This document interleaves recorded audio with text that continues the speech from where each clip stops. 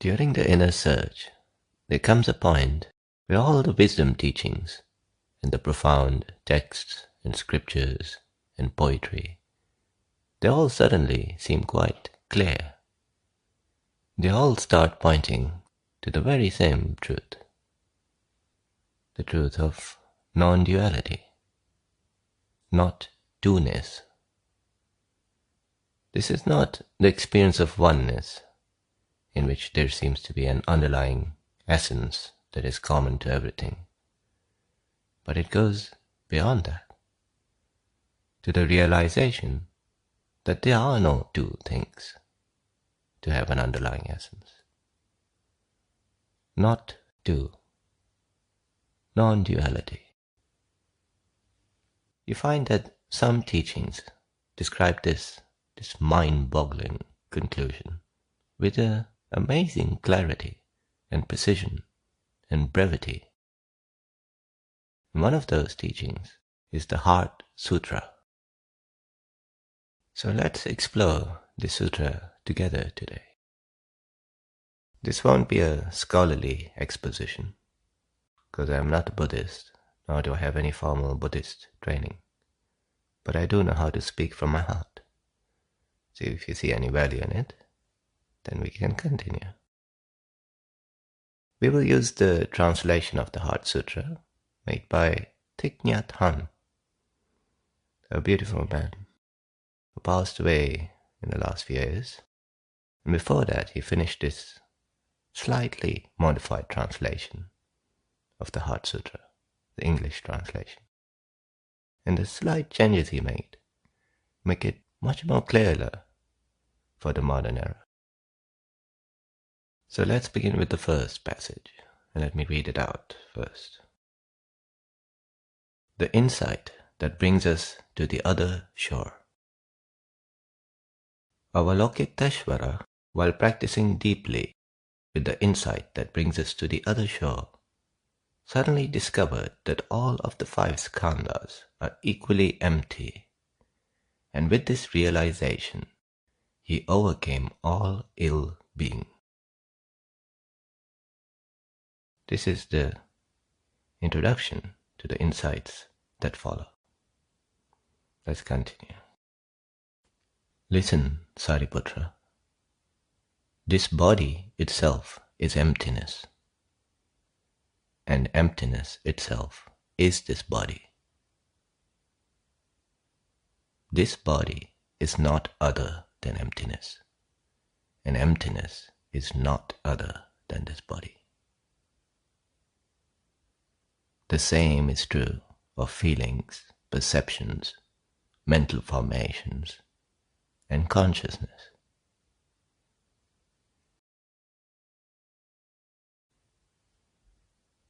You may not have heard of the Heart Sutra before, but you probably have heard this line before. Form is emptiness, and emptiness is form. Thich Nhat Hanh translated the word form. He replaced the word form with body. And this helps focus the inquiry and the understanding. So let's set a working definition of emptiness for the sake of this contemplation. As I read this again, consider emptiness as what was there before this universe. What was there before the Big Bang, before the beginning of time? What was there before consciousness emerged, before there was any experience? That is emptiness, the ultimate reality. So, listen, Sariputra. This body itself is emptiness, and emptiness itself is this body. This body is not other than emptiness, and emptiness is not other than this body.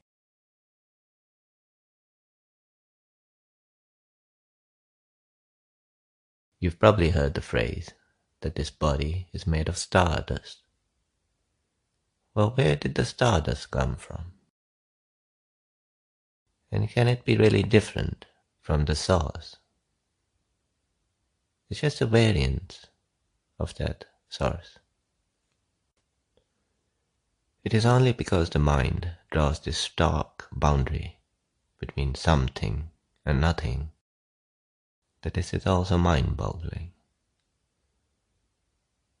But that emptiness, that absolute nothing before the beginning of time, that is not nothing. That is where everything emerges. And what can that everything be other than the emptiness?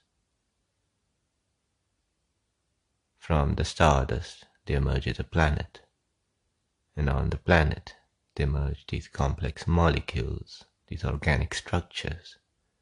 They become life forms which continue to replicate.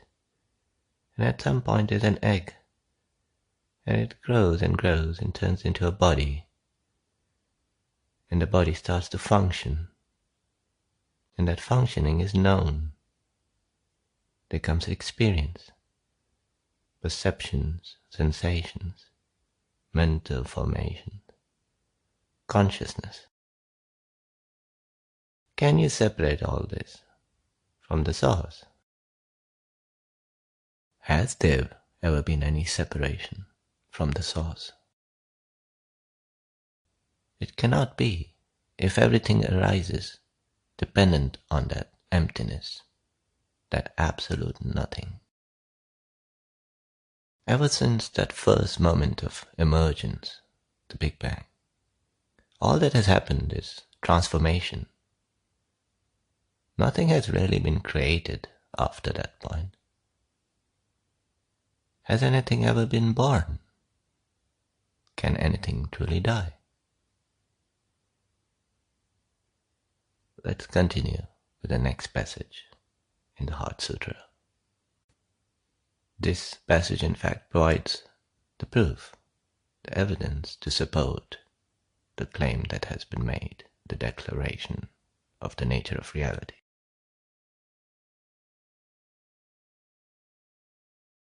Listen, Sariputra, all phenomena bear the mark of emptiness.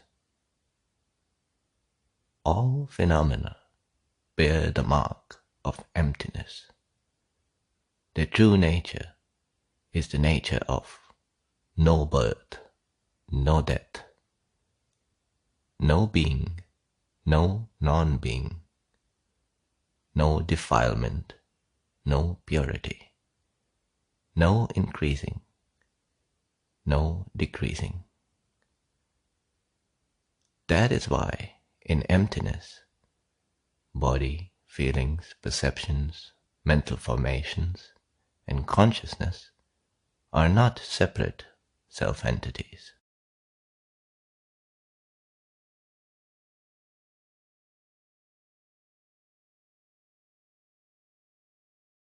So let's consider what has been laid out here. All phenomena originate in emptiness and subside in it, and are not other than emptiness itself. And the proof of this is presented, is called the mark of emptiness. Means you can take any particular phenomena and examine it, and you find that this is true, that there is no birth or death, no being or non-being. So let's pick one. We already discussed the body and how you can't really say at what point it was created. It is the product of a continuous process of transformation that began with the birth of the universe. And when the body ceases to function, the matter that it's composed of remains in the universe. So you can't say the body was created and was destroyed. There was no birth and no death in terms of the body. And what about the universe itself? Was it truly born? it just emerged within this emptiness. Can it be something other than the emptiness if prior to the universe all there was emptiness? It is just an expression of that emptiness. Now let's consider consciousness, because that is closest to your heart. Without consciousness, all of this is a moot point. Might as well be nothing. Does consciousness get born and does it die? Maybe first we should define what we mean by consciousness here. It means what gives life to this body, without which this body is a corpse. It is what allows experience, sensations and perceptions and so on. That is consciousness. No one remembers their own birth. Your first memory is a few years after that supposed event. The event that you've taken to be true because of witness testimony. But those witnesses, they have not looked at the true scale of the universe correctly when they say you were born. They see the body emerge from another body that is called birth. So let's consider the direct experience. Does consciousness get born in your own experience? When consciousness emerges, the first you know of it is through knowledge, through the knowing, to the sense that I am, through the feelings or perceptions or sensations, whatever comes up next. There's a stream of experience that appears, and it appears out of the blue, out of that emptiness, that absolute nothing. So there is no birth again. And when experience peters away, the stream of experience runs dry. That's not death. That's like what you do when you go to sleep. So, much the same as the body, consciousness too bears the mark of emptiness. No birth, no death. And in this way, you can examine whatever it is that bothers you, which presents a hurdle to this understanding, to this insight that brings us to the other shore. You might consider, what does it mean that there's no being or non-being? This one is about whether something exists or does not exist. And this can be looked at in a few different ways. Again, you could consider this experience. At the moment, this most obviously exists. But what about now, in this moment? Where's that previous experience gone? Does it not exist anymore? Did it never exist? The being and non-being division, again, crumbles under scrutiny. Everything is emerging in the moment, spontaneously, subsiding back into that emptiness, is not other than the emptiness. It's all a modulation of that emptiness.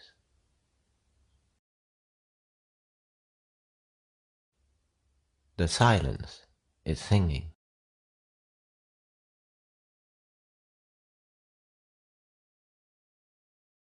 The stillness is dancing.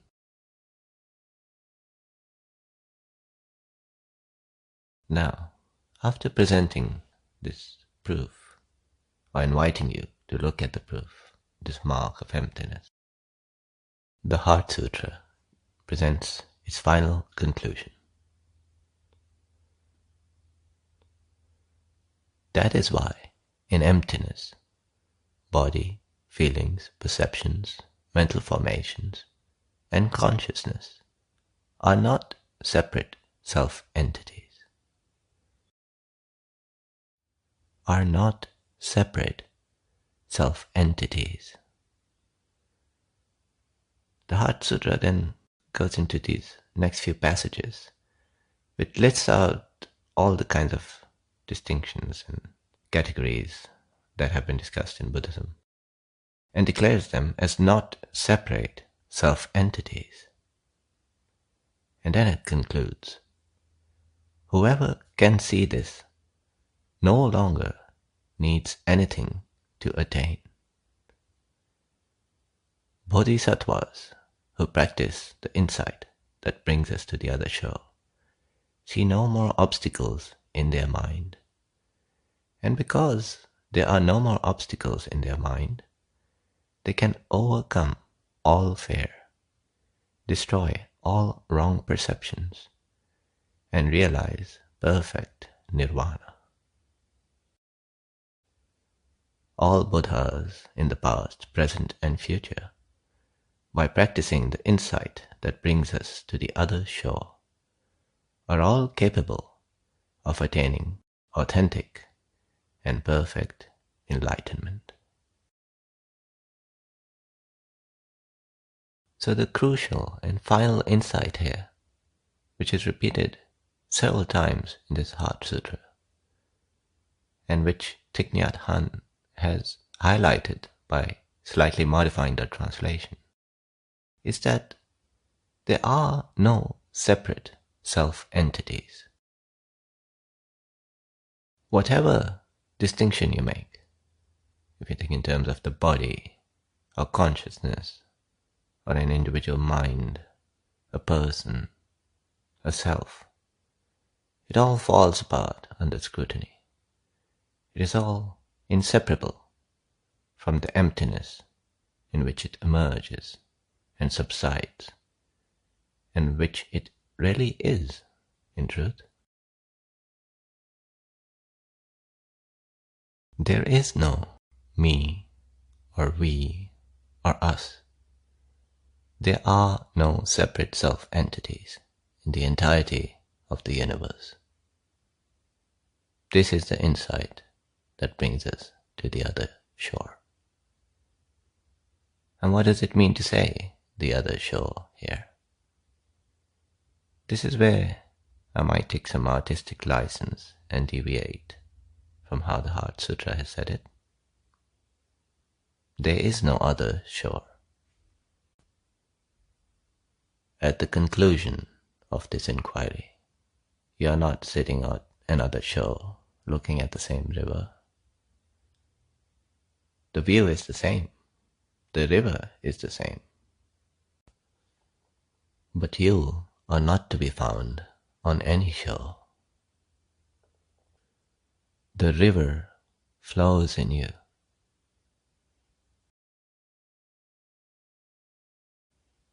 You are the riverbed. You are and have ever been that emptiness in which all forms emerge and are known. The emptiness is cognizing. There are no other self-entities to experience this moment or any other moment. When this body form arises, when it begins to function, that functioning is known. From what standpoint is it known?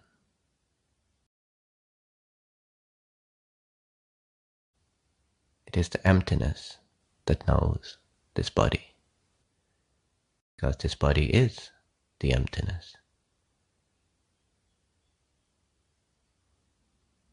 Thus, the Heart Sutra resolves the question, what am I?